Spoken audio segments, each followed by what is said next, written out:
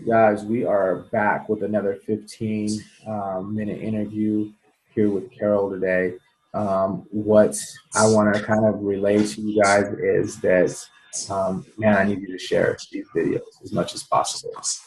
Make sure that you're getting it out there. Somebody needs that help and that support. And if you're a therapist or a helper watching, I challenge you to be interviewed by me. And even if you really want to get involved, start interviewing others, and we can work on getting your 15-minute interview up on 15-minute interviews.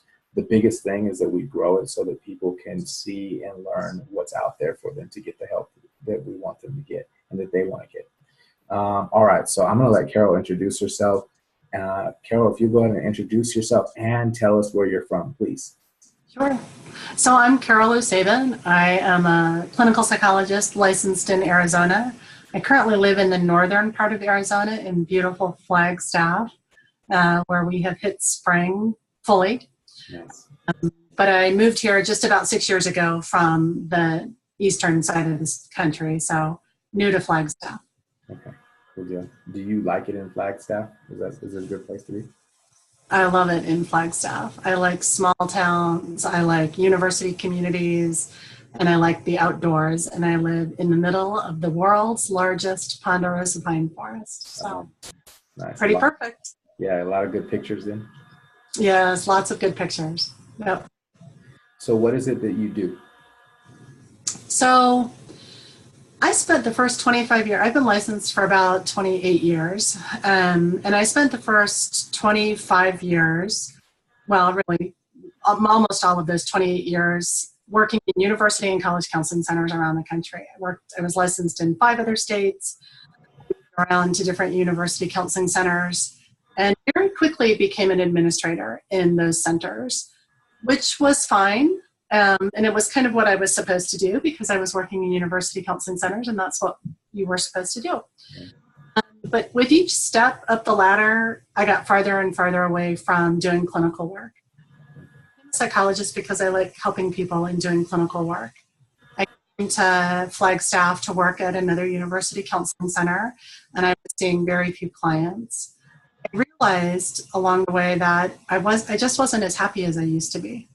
So I made a decision to leave university employment and go to private practice. And I've been doing private practice now since December, so just about 4 months, and all online. So I've been seeing all of my clients through an online connection, not unlike this connection that we're having right now. I work primarily with college students because of my background in universities. College students and young professionals. And the type of work that I do is really focused on helping people identify the long-standing patterns in their lives that aren't serving them anymore, and helping them to understand where those come from, what they can do to change them, and then to make intentional changes and how to interact around those patterns, whatever they might be. So the work that I do is pretty long-term, in-depth, psychodynamic focused psychotherapy. Okay. Anybody living in the state of Arizona, because my entire practice is online. So I can serve folks from southern Arizona and all the way from southern Arizona up to the northern parts of northern Arizona, as long as they have an internet connection. Right.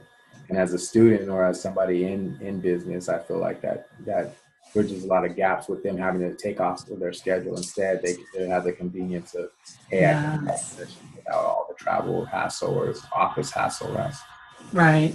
And so that's one of the nicest things about the setup is that people can close their door at their lunch hour and connect to me from their office. They can run home at the end of the day and get in front of their computer. I have one client who literally talks to me while she's in bed. Right. Talk about the epitome of comfort and convenience for her. Her cat is there with her. She's totally cozy. She's having a great time and able to do therapy. So that's one of the things when I was deciding on private practice. I could have done a brick and mortar practice, a physical practice, but I really like the accessibility that an online practice provides, the convenience of it for people, the privacy of it. Nobody sees them coming in or out of the office. They're just online with me. So it's been great. Nice. Yeah, I think it serves well. Yeah. So what's the most impactful point or some theme of therapy that you find? I think there are a couple that come up over and over and over again. One of those is that, um, well, I think of the quote, and I often say this quote in session, um, pain is inevitable, but suffering is optional. Right. I think what often happens for people is that they don't know that, right? The kinds of clients that I work with are clients who have struggled with an issue, whatever it is, for a long time. And they feel like they're stuck with it for the rest of their lives. And they've tried things. Often they have tried multiple things, often previous therapy. They read online, they read books, they're trying to figure out how to fix it, right? How to change whatever it is that's causing them distress in their lives. And they haven't been successful. And I think that they think that they're just going to suffer with this issue, whatever it is, for the rest of their lives. And so one of the important things that I think people need to realize is that they don't have to, right? All of us experience pain at some point in our lives, but we don't have to suffer with it. And I believe that change is possible, even for people that have struggled with things for a long time and feel like they don't have any more choices. So that's one of the biggest things that I like to communicate. Talk about the importance of compassion. With the population that I work with, when people have struggled with this issue, whatever it is, repeatedly in their lives, they're usually pretty self-critical. So beating themselves up often around being able to be successful at changing whatever the issue is. So often part of our work has to involve how can they get away from that place of being judgmental or self-critical to a place of more compassion or support, like they would for a friend going through a difficult issue. So that's the other piece that comes up repeatedly. Okay. Yeah. So, and to me, two bonuses that we're getting from you because, it's really about one is being able to accept what's coming to you, but then being able to have a different perspective. The other part is compassion is a big way or ingredient. Right. So, Right. I think it's really hard to change when we do it from a place of anger, right? Even if that's anger at ourselves. yeah. So being able to switch that around and think of the work that we're doing differently, I think is really important to people. Yeah. Okay. Very good. So your knowledge comes from somewhere. And I take some of that on, or we want to get some of that from you. Where are the places that you get your knowledge? Is there a book or somebody that you follow, or something you listen to, something you watch? What is it that we can get what you have?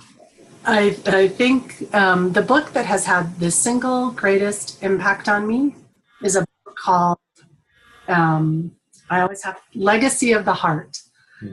The subtitle is The Spiritual Awakening of a Painful Childhood. Mm-hmm. Wayne Mueller, who I think is a pastor and a clinician. So it comes from a Christian perspective, and I always let clients know that up front. If that's not a fit for them, it's pretty easy to disregard the Christianity aspect of the book. But what I like about it is that it conveys the message that I try to convey in my work, which is the difficult things that we go through in our lives can be lessons that help us to move forward in a different way. Mm-hmm. That can be a hard message for people to learn, particularly when the things they've been through have been difficult, right? For example, a woman who's been sexually assaulted.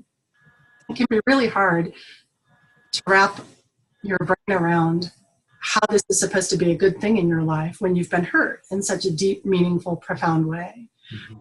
That's what this book does. This book communicates about how we can use those difficult things that we've been through in our lives to learn more about ourselves, to learn more about others, and to move forward in a more intentional, loving, nurturing kind of a way. Right. Probably the biggest one. And then when it comes, that's kind of more from a theoretical perspective. And when it comes to more, so how do I do this? Like, how do I make these changes? I refer people often to the Headspace app. Are you familiar with that app? Yeah, actually, it's on my calendar every day to do that in the morning time. Yep. Mine too. I also like to do it at night. And I just stumbled upon this maybe a month ago or a couple of months ago, because I was looking for some mindfulness interventions for clients, and I found it. And this app is amazing.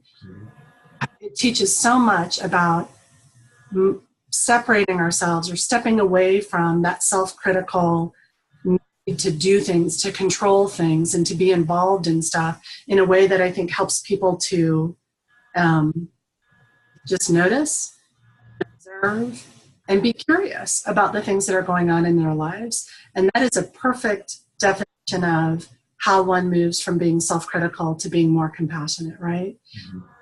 Mm-hmm.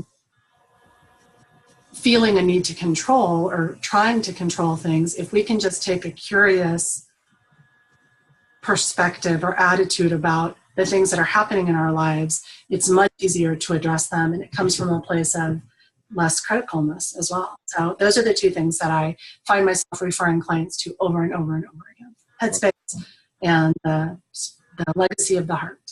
Okay, cool. Very good resources, sounds like. Things that I might go check out myself. And actually, I have the Headspace one. Yeah. So can you tell us a story, and or if you have a challenge or some kind of homework that we can give to our audience? Well, the homework that I would recommend is the Headspace app. If you're not using it, you should give it a try. There's a free version of it, I'm sure you know. And I think people can get a lot out of that. There's also a paid version that brings a whole lot more with it. It's expensive, but I think the Headspace app is a wonderful tool for everybody to be using. The story that I would tell is, and what I'm going for here is really helping people to understand the kind of work that I do. So I'm going to describe a client that I worked with. I'll change significant aspects of the client's story so that they would not be recognizable, even to themselves. Mm-hmm. So this is a client that I worked with years ago at a different agency that I was working at. And she came to me because she had been receiving some feedback from others that she was unapproachable, difficult to connect to, that others often perceived her as being harsh or critical. And the client was really confused because that is not how she felt about her engagement with the world. She didn't feel like she was coming at people from a place of being critical or harsh or judgmental, but she had repeatedly gotten feedback that that was how other people perceived her. So she wanted to work on coming to a better understanding of that and seeing what she could do to change it. She had had a number of negative relationships in her life, and had been pretty abusive to her and meaning of her. And she came from a family background where her parent was a substance user and was really just not very available to her as a young child or even as a young adult. And this was a graduate student at the university that I worked at. So she was already in her mid-20s by the time I saw her. Mm-hmm. So she came from this background that had significant amounts of criticism of her,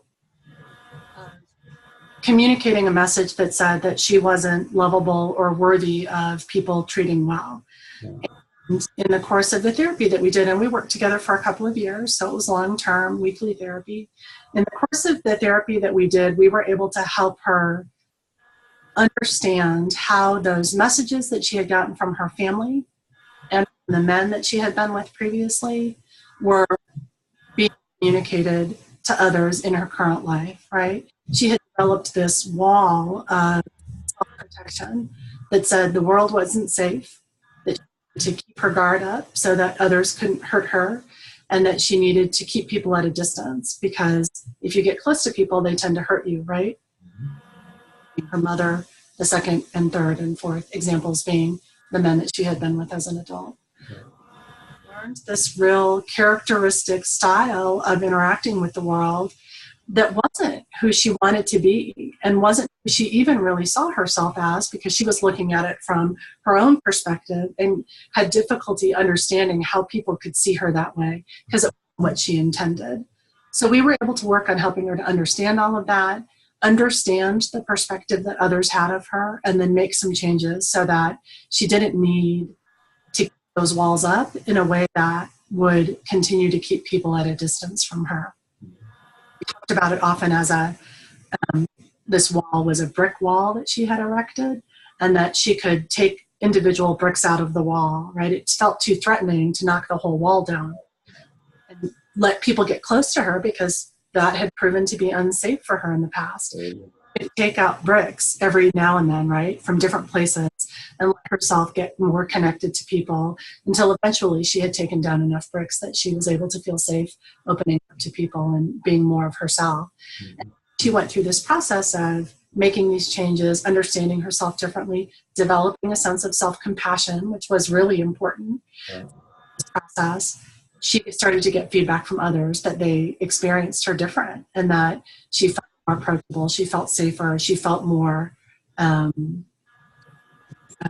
soft and nurturing than she had previously. So it worked pretty well for her, which I think was significant for her because she had gotten to this place where she thought to be able to change this, right? She had worked so hard to get past childhood of being raised by an addict mother that there wasn't any hope for her anymore. And to be able to see her kind of grow into this strong and gentle and open and caring was really pretty remarkable. Yeah. Kind of work that I love to do. Okay. Good. Yeah, I appreciate that story. And it definitely gives us a picture of kind of like the path through treatment, right? Like what it looks like and some of these possibilities. Yeah. Yeah. Thank you so much for sharing and taking time out of your day to be able to spend time with us and kind of let us know a little bit more about you. So I've been thinking like I need to sit down and have more conversations with everybody that I'm interviewing. And at some point in time, I know we'll sit down and have more conversation. And I would love to be able to record some of it and post it to our 15-minute interviews at some other time. So sure. Sure, that would be great. And I hope that somebody is interviewing you in this process, Isaac. Right? Are we going to get to hear from you in the same way that you're hearing from all of us? Yeah. Probably before this video, people will have seen an interview that happens. And actually, I thought about going live on an interview on the interview. So yeah, we gotta figure something like that out. Okay, great. That would be great. Thank you. And everybody watching 15-minute interviews, thank you so much. Enjoy the rest of your evening.